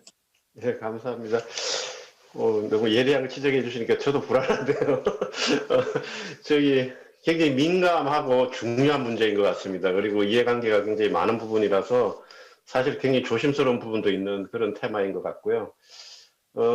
저는 지금 발표한 것 전부 다 일단 그거에 대한 논리에 공감을 하면서 사실 이거는 전반적인 가치관이나 철학의 문제도 좀 있는 것 같아요. 그래서 내부 고발자가 많아서 사회 정의를 실현하기 위해서는 일단 고발건을 당장에 눈앞에 보이는 고발건을 성과를 올리는 것도 중요하지만 그 먼저 선행돼야 되는 게 결국은 고발자들에 대한 보호다, 저는 그렇게 보여집니다. 그런 관점에서는 이번 발표는 굉장히 중요한 것 같고, 당장의 성과를 한두 개 올려서 홍보하는 것보다는 내부 고발자들이 내가 이렇게 내부 고발을 해도 내한테 크게 일단 보복오고 피해보는 건 없겠구나 하는 그 안심이 된다면 앞으로 내부 고발이 훨씬 더 많아질 것 같거든요. 그러면은 당장 이게 조금 늦어지거나 하더라도 사회는 점점 내부 고발이 많아지는 사회로 갈 수 있을 거고, 그거에 대해서 의탁 기탁할 수 있는 상담 창구가 굉장히 쉽게 접근하고 다양한 경로로 갈 수 있는 그런 방안이 마련될 필요가 있고, 그거에 대한 홍보가 굉장히 필요할 것 같습니다. 지금 발표자는 신고할 수 있는 신고처를 상당히 늘리자고도 제안을 했고 그랬는데, 물론 상담에 대한 필요성도 중요했지만은 저는 보통 대부분 내부 고발하는 사람은 사회적 약자나 그 조직에서 약자들이 많기 때문에, 내가 이런 걸 봤는데 이걸 뭐가 생각이 드는데 이걸 어떻게 해야 되나? 이게 제대로 속도가 어렵기 때문에 주변에 자문하고 물어보고 동료들한테 하기보다는 전문 기관이나 할 수 있는 믿고 물어볼 수 있는 이런 기관이 있어야 되고, 그런 기관에서는 사실 당장의 우리 기관의 실적 같은 것보다도 이게 이 친구를 어떻게 하면 피해를 안 보게 할 수 있을까 하고, 이게 어떻게 하면 또 그런 기관들이 서로 윈윈해서 사회 정의가 실현되는 쪽으로 연결이 돼야 되잖아요. 그래서 이제 그런 거를 책임성 있게 맡길 수 있는 그런 기관들을 많이 좀 이렇게 창구를 열어줄 수 있는 그런 형태로 갔으면 참 좋겠다 하는 그런 생각이 들었습니다. 그래서 그렇다 보면은 장기적으로는 굉장히 내부 고발도 많아지고 점점 투명한 사회로 가지 않을까. 그래서 안심하고 내부 고발을 할 수 있는 그런 쪽이 될 것 같다. 그리고 이제 효과도 좋을 것 같다. 이런 같은 생각이지만 조금 다른 경로를 한번 생각을 해봤습니다. 예, 잘 들었습니다. 감사합니다. 예, 우리 김정혜 소장님 말씀 주시죠. 저도 송정환 실장님하고 거의 비슷한데요, 박사님하고. 아주 지난번에 봤을 때 처음보다는 훨씬 더, 좀 잘 되어 있다라고 생각이 들고요. 특히 이제, 법에 보면은 비밀 보장을 해준다, 불이익 조치를 막아준다라는 그런 이제 조직 안에 있을 때 보호 조치를 중심으로 되어 있거든요, 법안이. 근데 이제 개인적인 관점에서 공익신고를 했을 때 그 사람이 무고죄로 신고한다든지 소송을 건다든지 명예훼손을 한다라고 했을 때는 이 사람은 거의 보호를 받을 그런 기댈 언덕이 없는 것 같긴 합니다. 그래서 중요하게 좀 들어갔으면 하는 생각이 들고요. 제가 여기서 조금 이제 보상금 범위 확대 이런 부분이 좀 나와 있는데, 그 부분이 이제 보통 법률에 보면은 행정처분이나 형이 확정된 경우만 인정을 해가지고 보상금을 주기로 되어 있어요. 그래서 만약에 그게 아닌 경우에는 권익위가 공익신고가 굉장히 의미가 있다라는 거를 판단하거나 입증을 해야 하는 걸로 지금 법안에는 나와 있거든요. 그래서 그런 부분들이 조금 더 확대되려면은 그럼 권익위가 이거를 적극적으로 나서야 되는데, 과연 이제 그냥 권익위가 판단하고 입증해서 괜찮다라고 하는 범주가 되게 불명확하게 나와 있기 때문에 지금 연구하신 분께서 그러면 어떤 사례까지 확대해서 하면 좋을까라는 예시들을 조금 더 발굴해 주시면 정말 법안을 바꿀 수 있는 좋은 제안이 될 것 같아요. 그래서 인터뷰나 이런 것들을 통해서 그런 예시가 좀 발굴된 게 있으면 정말 법률안으로 정해서 이런 사례들은 꼭 형이 확정되거나 처분이 이루어지지 않더라도 공공의 이익에 굉장히 큰 이익을 볼 수 있다라는 사례로 예시를 해준다면 보상금 범위 확대 부분에 굉장히 많은 기여를 할 수 있을 것 같습니다. 네, 감사합니다. 예, 감사합니다. 다 현장에 계신 분들이라서 현장에서 느끼시는 것들을 아주 정확하게 말씀 주신 것 같습니다. 감사합니다. 다음으로 이제 우리 단원들의 발표는 모두 다 끝났습니다. 정말 너무 고생 많으셨고요. 그러면 우리 단원들 외에 단원들에게 우선 박수 한번 쳐주실까요? 발표하신. 감사합니다. 다음으로 우리 청년 워킹그룹 활동과 확대 방안에 대해서 황시은 행정개혁시민연합 대한민국 OGP 청년 워킹그룹 메인 코디네이터의 발표가 있겠습니다. 저희 행정개혁시민연합에는 한 9명의 코디네이터들이 영포럼에서 활동하고 있습니다. 오늘 황시은 코디 외에도 우리 행정현장학교위에서 홍사원 코디도 함께 노력해 주셨는데 함께 자리하지 못해서 아쉽게 생각합니다. 인원 제한이 있어서요. 자, 그럼 우리 황시은 코디가 요 발표 해주시겠습니다. 네, 안녕하십니까. 오지피 청년 워킹그룹 담당 코디네이터를 맡고 있는 황시은입니다. 오지피 청년 워킹그룹의 활동과 확대 방안에 대해서 발표드리겠습니다. OGP 즉 오픈 가버먼트 파트너십은 각국의 정부가 모여 투명성 증진, 국회 방지, 시민 참여 활성화로 대표되는 열린 정부 구현을 위해 출범한 국제 민관 협의체로서 행정개혁 시민연합은 2018년부터 대한민국 OGP 운영위원 단체로 활동 중입니다.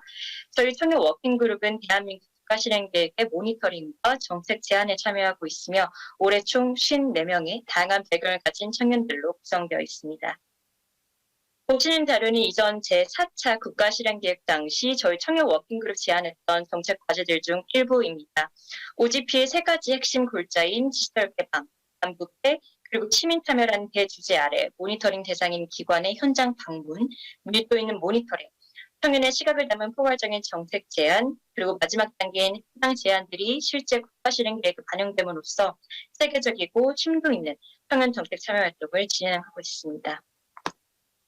앞서 보신 제5차 국가실행계획을 바탕으로 올해 저희 청년 워킹그룹에서 준비한 제안 과제들입니다. 앞서 청년 워킹그룹 연사들 발표를 통해서 자세한 내용을 들으셨겠지만 올해도 대상 기관과 개선 요소 면에서 창의적이고 흥미로운 과제들이 제안이 되었습니다. 이런 저희 OGP 청년 워킹그룹의 대한민국 국가실행계획에 대한 노력들은 OGP 사무국과 대한민국 행정안전부로부터 많은 관심을 받고 있는데요. 그 역할과 의미가 커짐에 따라서 OGP 청년 워킹그룹도 계속해서 더욱 발전해 나가야 합니다. 올해 진행되었던 청년 워킹그룹 워크숍에서 제안되었던 내용들을 먼저 소개해드리겠습니다. 크게 3가지로 정리해보았습니다. 먼저 대학 내 강의 커리큘럼과의 협업입니다. 청년들이 정책 제안 과정에 포함되는 문화를 확대하기 위해서는 정책 참여에 대한 교육이 학교에서부터 이루어져야 한다는 배경에서 제기된 것인데요. 청년들 본인이 사회 주체로서 어떤 통찰력과 책임감을 가져야 하는지 안다면, 그리고 그것이 학교에서부터 자연스럽게 교육이 된다면 청년 워킹그룹의 일원이 된 청년들의 범위는 더욱 넓어질 것입니다. 다음은 지역 권역에서의 협업과 현장 모니터링 확대입니다. 정책 제안에 있어서 중요한 요소 중 하나는 포괄성인데요. 청년들이 자신이 거주하고 있는 지역의 공공문제에 문제의식을 가지고 그것을 실현시키기 위해서는 지역 지자체와 지역 기관과 활발한 협업이 필요합니다. 청년과 지역 권역과의 파트너십이 제도화된다면 지방행정의 혁신을 이뤄낼 수 있을 것입니다. 다음으로 현장 관계자와의 소통을 위한 공론회장 마련입니다.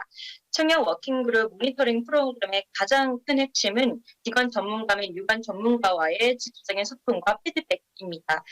청년들의 문제 제기와 정책 제안이 실효성이 더욱 높아지기 위해서는 전문가분들의 피드백이 무엇보다 중요할 텐데요. 그 시작은 전문가들이 청년들을 동료 정책 제안자로서 인지하고 함께 고민해 나가는 파트너십이 강화되어야 하는 것입니다. 이렇게 청년들을 같은 핵심 주체로서 포함시키는 문화가 확대된다면 청년들의 목소리를 들어볼 수 있는 공론회장도 더 확대될 것입니다. 앞서 말씀드린 제방사항들이 구축이 된다면 그 후에 힘을 쏟아야 할 부분은 대한민국을 넘어서 OGP 회원국으로서 청년의 역할을 다하는 것입니다. 이에 OGP 청년 워킹그룹을 OGP 모니터링단의 대한민국 대표단으로 확대하는 것을 제안해 볼 수 있습니다. 대한민국의 국가실행 계획을 위해 힘을 쏟고 있는 청년 워킹그룹이 이제까지의 모니터링 노하우를 가지고 그것을 회원국들의 상황에 적용시킬 수 있는 플랫폼이 구축이 된다면 대한민국은 OGP 의장국으로서 청년들의 역할과 그 가치에 공감한다는 것을 전체 회원국에 알릴 수 있는 기회를 마련할 수 있을 것입니다. 열린 정부의 실현을 위해 만들어진 열린 정부 파트너십 OGP, 그리고 청년들의 목소리를 대표하는 OGP 청년 워킹그룹, 이 2가지가 그 자체로서 큰 의미를 가지는 것처럼 앞으로 OGP 청년 워킹그룹의 발전 방향에 대한 논의는 계속되어야 할 것입니다. 이상 OGP 대한민국 청년 워킹그룹 코디네이터 강시은이었습니다. 감사합니다. 예, 감사합니다. 어제 유스 서밋까지 하느라고 정신이 없었을 텐데 오늘 또 이렇게 연사로 나서주셔서 감사합니다. 자, 그러면은 마지막으로 우리 전문가 패널분들이 오늘 세션에 대한 어떤 종합 코멘트를 좀 해주시면 좋겠습니다. 이 전까지는 이제 과제들에 대한 코멘트였는데요. 향후에 이제 우리 OGP 청년 워킹그룹이 어떻게 좀 더 발전했으면 좋겠고 어떠한 영향들을 좀 더해갔으면 좋겠고 이런 말씀들을 간단히 해주시면 될 것 같습니다. 가나다 순으로 시작을 해야 할 것 같습니다. 강재상 교수님 먼저 말씀 주시면 좋겠습니다. 예, 가끔은 가나다 순서를 굉장히 싫어합니다. 항상 제일 먼저 말을 시켜가고요. 글쎄요, 지금 제가 느낀 거는 우리 학생들의 역량이 굉장히 뛰어나다 하는 걸 첫 번째 느꼈고요.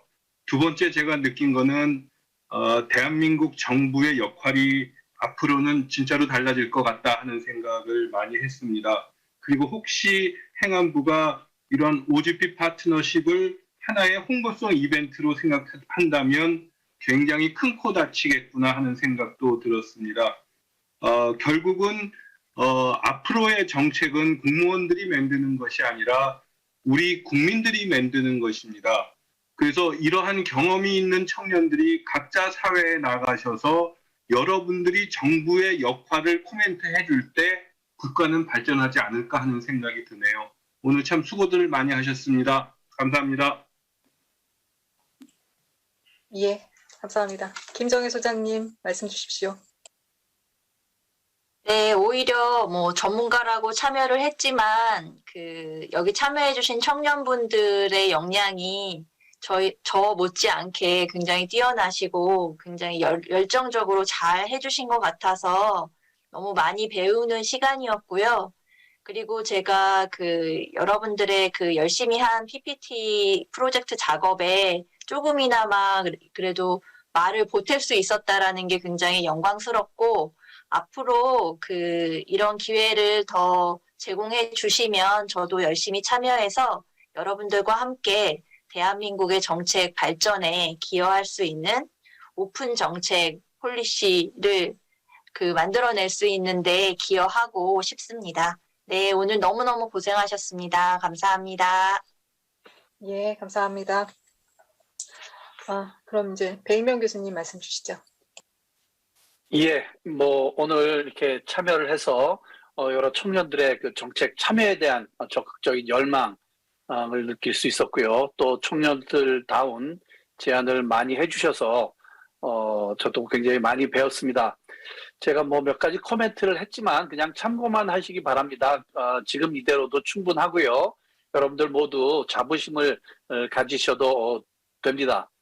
또 제가 행정을 공부하는 학생으로서 학생 입장에서 또 여러분들의 열정을 같이 경험해 보고 싶고요. 또 앞으로도 청년 여러분들과 계속 함께 하고 싶습니다. 박 총장님 계속 제가 참여할 수 있도록 기회를 계속 주시고요.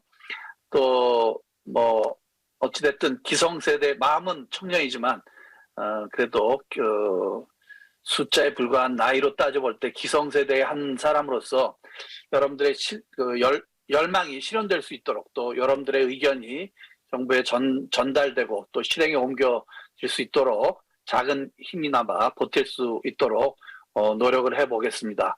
오늘 발제하신 모든 분들, 또 정책 개발에 참여하신 모든 청년 여러분들 감사드리고 또 자랑스럽습니다. 예, 고맙습니다. 예, 감사합니다. 우리 청년이신 배인명 교수님이셨습니다. 자, 그러면은 살짝 순서를 바꿔서 우리 성장환 의원님부터 먼저 말씀 주시겠습니까?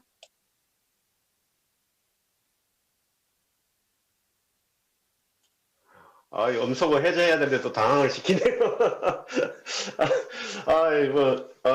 일단 고생 많으셨습니다. 사실 2년째 이렇게 코비드가 갈 줄 몰랐는데 정말 안 좋은 조건에서 만들었을 거라고 예측해 봅니다. 저희들도 사실 현안 해결할 때 참 어려운, 조사하기도 어렵고 현장 가기도 어려운 시기인데 이런 리포트 만드는 게 쉽지 않다는 걸 저도 예상할 수 있었고요. 두 번째는 정말 저는 앉아서 몇 마디 코멘트 하지만 그거 쉽게 앉아서 그냥 오늘 5가지 테마에 대해서 많이 배웠다는 그런 느낌을 가집니다. 그래서 아까 배 교수님도 말씀하시지만 젊었을 때 그 열정은 난 다 어디 갔나 이런 생각이 좀 들고, 사실 저희들은 현안 해결하다 보면은 이런 생각하고 있을 시간도 그렇게 많지 않거든요. 근데 이제 이런 거 할 수 있는 좋은 젊은 시기라는 게 굉장히 부러울 따름입니다. 그런 생각이 하나 들었고, 아까 모든 아이템에 그런 얘기가 나왔지만은 정말 이게 우리 OGP 이 워킹 그룹이 좀 홍보가 되려면 무엇보다도 이게 행안부로 가나요? 하여튼 한두 가지라도 조그만 거라도 한두 가지라도 좀 실현이 가능한 쪽으로 메이드돼서 좀 성과를 냈으면 좋겠다. 크게는 안 하더라도 젊은 사람들이 낸 거니까 많이 미흡하고 부족하죠. 미흡하고 부족하지 않은 그런 창조성은 없는 것 같습니다. 이런 창의성이 일단 있는 거기 때문에 조금만 우리 다 힘을 모아서 보태고 하다 보면은 좀 다듬으면은 좀 성과로도 연결이 한두 개 됐으면 참 좋겠다는 그런 소망을 가져봅니다. 예, 잘 들었고 감사합니다. 예, 서영복 대표님 마지막으로 말씀 주십시오.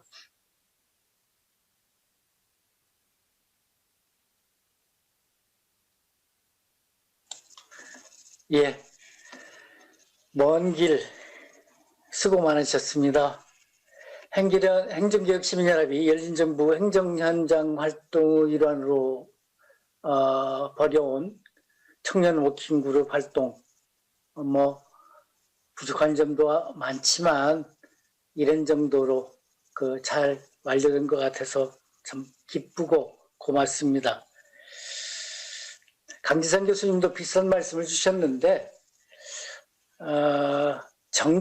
상당수 아까 세계의 젊은이들과 같이 호흡을 한다고 황시은 코디가 말씀하셨는데 상당수 나라의 상당수 젊은이들 청년층이 정책이나 행정이나 정부가 하는 일을 당연히 주어진 조건으로 그러니까 given conditions로 당연시하고 무관심하거나 포기하거나 나중에 일, 남의 일 이렇게 치부하고 있기가 쉽습니다.